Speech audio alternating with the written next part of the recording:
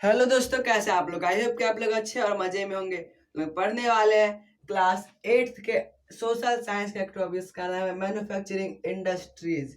यानी कि हम लोगों ने इससे पिछले बार में हम लोगों ने वन शॉट में क्या पढ़ा था? हम लोगों ने पढ़ा था एग्रीकल्चर के बारे में। तो एग्रीकल्चर से जो रॉ मटेरियल मिलता है उसको हम लोग कहाँ भेजते हैं? हम लोग जो या फिर जो फार्मर होते हैं वो कहाँ पर उसको भेजते उसको इंडस्ट्री।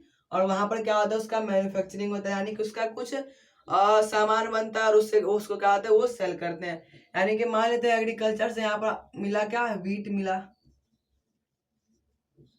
और वीट को जब ये इंडस्ट्री हो जाती है, यहाँ पर इसका क्या बनाया गया? ब्रेड बनाया गया, दलिया बनाया गया। तो ये सब जो बनाए थे, ये सब का क्या हुआ? ये सब क्या हुआ? इसका प्रोडक्ट हुआ। तो ये वीट क्या था? रॉ मटेरियल था जो कि हम लोग को एग्रीकल्चर से मिला।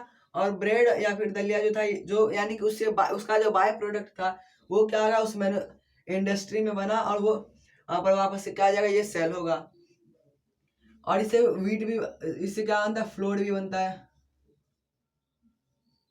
उसके बाद क्या और क्या बनता है? व्हाइट फ्लोर भी बनता है। तो ये सब क्या हुआ? इसका बाय प्रोडक्ट हुआ वीट का। तो इस यानी कि यहाँ पर क्या रहा है? इसके इस ये बन रहा है। और इसका इम्पोर्टेंस क्या है? इंडस्ट्री का इम्पोर्टेंस क्या है? इसका इम्पोर्टेंस है कि इससे क्या मिलता है? हम लोग को फूड मिलता है। क्योंकि अगर हम लोग को हमारे पास वीट रहेगा तो हम लोग वीट से क्या कर सकते हैं? सिर्फ हम लोग आटा बना सकते हैं, गेहूं का आटा हम लोग बना सकते हैं। लेकिन जो और भी बहुत सारी जरूरत की चीजें वो हम लोग नहीं बना सकते। यानी कि हम लोग सिर्फ चावल या फिर रोटी खा करके नहीं रह सकते, हम लोग उसके लिए साथ में भी और बहुत सी चीज चाहिए। तो हम लोग उसके लिए क्या चाहिए? हम लोग को जो इंडस्ट्री होता है वहां पर क्या बनते हैं? उसके लिए प्रोडक्ट्स बनते हैं, उसके लिए कुछ सामान बनते हैं जो कि हमारे डेली यूज में आते हैं और बहुत ज्यादा इंपॉर्टेंट होते हैं हम लोग के लिए। तो यही क्या है? इसका इंपॉर्टेंस है कि हम लोग को प्रोडक्ट देता है जिसका कि हम लोग रैपिड यूज कर सकते हैं, यानी कि हम लोग उसको तुरंत यूज कर सकते हैं। हम लोग को उसका कोई प्रोसेस नहीं करना पड़ता है। इसी को क्या बोलते हैं? हम लोग इंडस्ट्री का जो प्रोडक्ट होता है वही होता है जिसको हम लोग तुरंत यूज कर सकते हैं। अब लोग आता है क्लासिफिकेशन ऑफ इंडस्ट्री, यानी कि इंडस्ट्री को कितने भाग में बांटा गया है। तो सबसे पहला होता है साइज, उसके बाद क्या आता है? ओनरशिप, उसके बाद और क्या होता है? फिनिश प्रोडक्ट,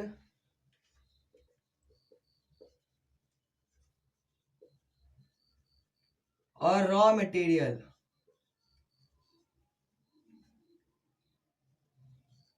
यानी कि जो यहाँ पर जो सबसे पहले साइज है और ओनरशिप है।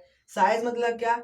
बहुत सारे लोग क्या होते हैं जो बाम्बू के जो उसका स्ट्रॉ होता है उससे क्या करते हैं? वो अलग अलग चीज बनाते हैं, जैसे कि टोकरी बनाते हैं, बास्केट बनाते हैं। तो ये सब जो होता है ये अपने क्या करते हैं? वो घर में बना करके बेचता है। तो वो क्या होता है? वो हो गया कहाँ पर?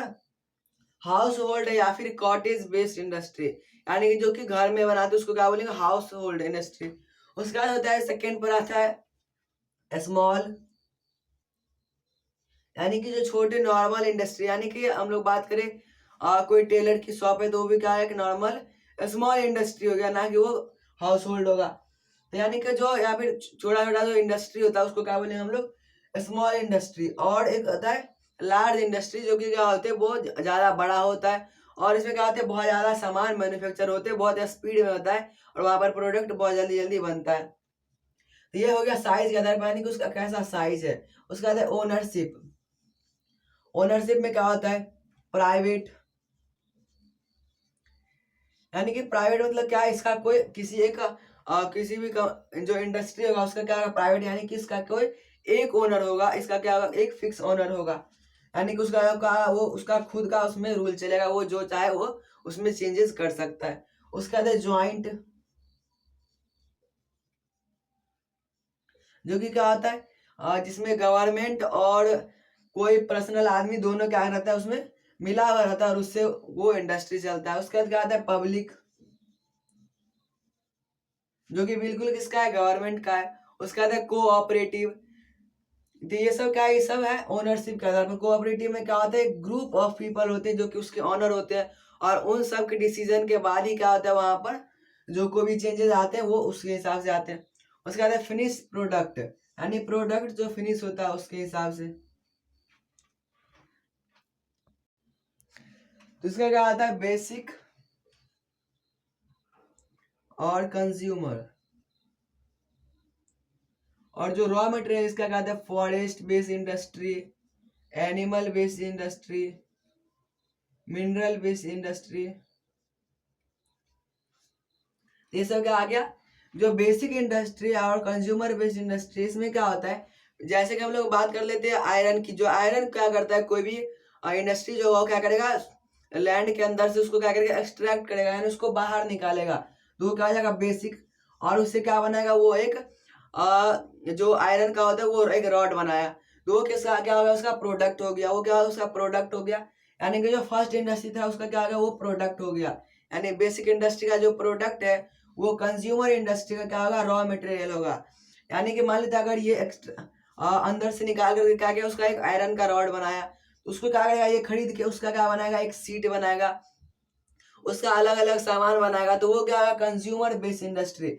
यानी कि जो बेसिक से खरीदता है और खुद उसको नया चीज बनाता है, यानी एक प्रोडक्ट को खरीदता है और उससे नया प्रोडक्ट बना करके बेचता है।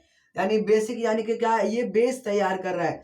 ये क्या कर रहा है, कंज्यूमर के लिए बेस तैयार कर रहा है। ये यहाँ पर उसको अंदर से निकाल करके दे रहा है, और ये क्या करता है, उसका यूज करके नया अलग अलग चीज बना रहा है। और जो रॉ मटेरियल के बेस पर है उसमें क्या है, फॉरेस्ट। बहुत सारे ऐसी चीजें होती है जो हम फॉरेस्ट से हम लोग को रॉ मटेरियल मिलता है, जैसे कि मेडिसिन, जो प्लांट से हम लोग को मिलता है, तो ये सब क्या फॉरेस्ट बेस्ड हो गया। उसके बाद एनिमल बेस्ड की बात करें तो जैसे कि मिल्क, मीट, ये सब क्या हुआ, एनिमल बेस्ड इंडस्ट्री हुआ। यानी कि जो जो एनिमल के ऊपर बेस्ड है, यानी जो एनिमल से हम लोग उसका रॉ मटेरियल लेते हैं। और मिनरल बेस्ड इंडस्ट्री हम आप लोग जानते हैं, जो कि हम लोग को मिनरल जो कि अर्थ के अंदर से मिलता है, उसके बेस्ड पर जो इंडस्ट्री होगा उसको बोलेंगे मिनरल बेस्ड इंडस्ट्री। और इसका एक और आता है एग्रो बेस्ड इंडस्ट्री, यानी कि जो एग्रीकल्चर पर बेस्ड हो, जैसे कि वीट के लिए, राइस के लिए, या फिर अलग अलग चीज कॉर्न के लिए, इन सब के लिए जो रिस्पॉन्सिबल हो क्या है, एग्रो बेस्ड इंडस्ट्री। एग्रो मतलब यहाँ पर क्या आता है, एग्री और एग्रो मिलता है, यानी कि यहाँ पर क्या है, जो एग्रीकल्चर से बेस्ड है, यानी जो एग्रीकल्चर के ऊपर डिपेंड करता है उसको बोलते हैं एग्रो बेस्ड इंडस्ट्री। और वो किसके अंदर आता है, सोर्स ऑफ रॉ मटेरियल के ही अंदर आता है। इसका हम लोग समझते हैं। अब हम लोग समझते हैं फैक्टर्स अफेक्टिंग इंडस्ट्रीज, यानी कि ऐसे फैक्टर जो कि इंडस्ट्री को अफेक्ट करता है, उन सब चीज के। ये भी क्या होता है, दो टाइप्स में होता है। पहला आता है जियोग्राफिकल,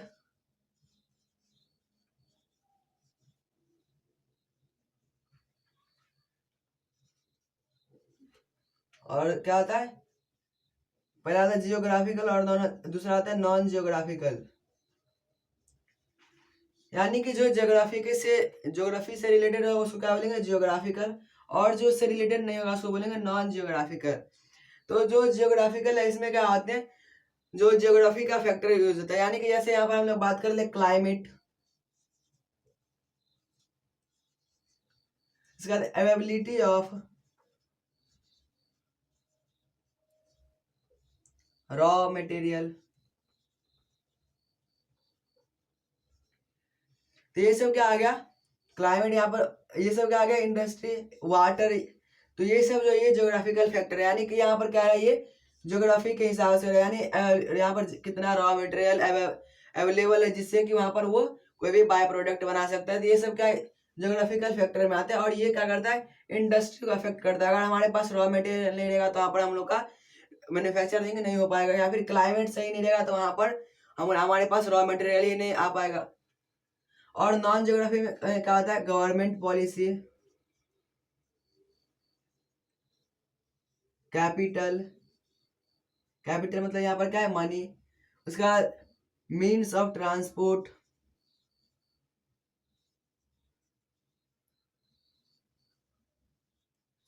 मतलब कि हम लोग बात करें तो गवर्नमेंट पॉलिसी, यानी कि गवर्नमेंट की भी बहुत सारी पॉलिसी होती है। अगर उस सब से अप्रूवल है तो तभी हम क्या कर सकते हैं, अपना कोई इंडस्ट्री सेटअप कर सकते हैं।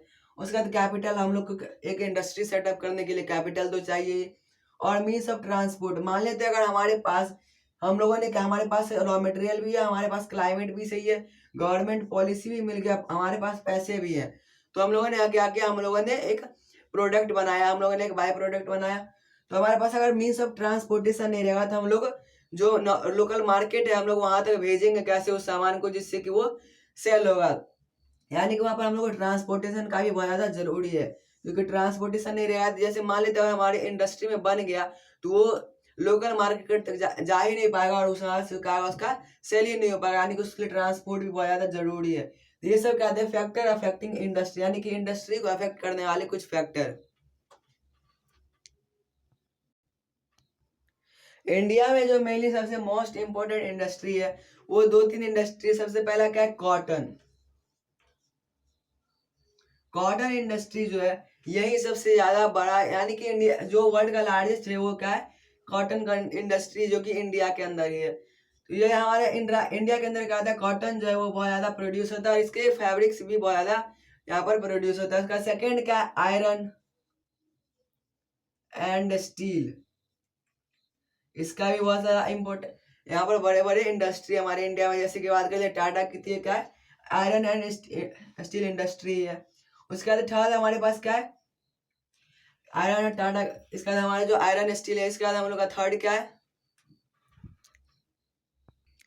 ITI। ITI इसको हम लोग क्या बोलते हैं, इंफॉर्मेशन